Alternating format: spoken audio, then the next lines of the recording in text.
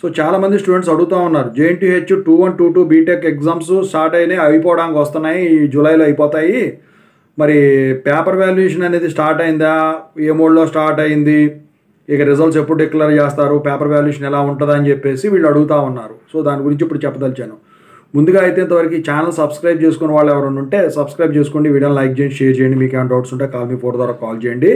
Telugu engineering education Telegram YouTube channel subscribe చేసుకోండి. JNT university updates channel కూడా. ఇక టాపిక్లో వెళితే ఏంట్రా బాబు అంటే, సో ఈ JNTH 21, 22 బీటెక్ ఎగ్జామ్స్ అవి వచ్చేసరికి R22, R18, R16 వీళ్ళు వచ్చేసరికి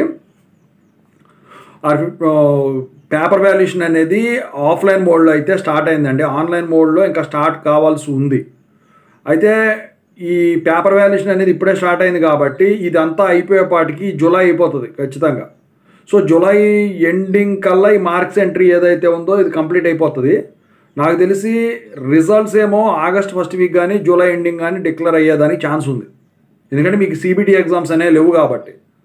ఓకేనా. మరి మీకు మార్క్స్ ఎంట్రీ సంగతి ఏంటిది, పేపర్ వాల్యుయేషన్ సంగతి ఏంటంటే, పేపర్ వాల్యుయేషన్ వచ్చేసరికి ఆఫ్లైన్ అయినా కానివ్వండి, ఆన్లైన్ అయినా కానివ్వండి, 22 బీటెక్ రెగ్యులర్ కానీ సప్లీ కానీ, 21 బీటెక్ సప్లీ కానీ, 21 బీటెక్ పోయినసారి మీరు బాగా ఇబ్బంది పడ్డారు. ఈసారి మాత్రం అలా జరిగేదానికి ఛాన్స్ ఉండదండి.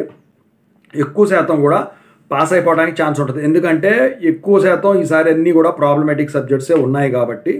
సో అది కూడా కాకుండా ఇంకా ఈ పేపర్ వాల్యుయేషన్ వచ్చేసరికి చాలా స్పీడ్గానే జరుగుతుంది. ఇప్పుడు అడ్మిషన్స్ టైం కాబట్టి ఫ్యాకల్టీ కూడా తిరిగే వాళ్ళు ఎక్కువ ఉంటారు కాబట్టి బయట.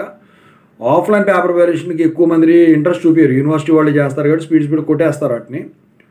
మీరు పోయినసారి భయపడినంత ఇదిగా అయితే ఈసారి భయపడాల్సిన అవసరం. రిజల్ట్ కూడా పోయినసారి అంత దారుణంగా అయితే మీకు అయితే రాదు. సో ఎక్కువ శాతం నేను కొన్ని కీ పాయింట్స్ నేను చెప్పాను చూసారా. సో దాని ప్రకారం ఉంటుంది. థర్డ్ ఇయర్ అని చెప్పాను చూసారా, దానిలాగే ఇవి కూడా.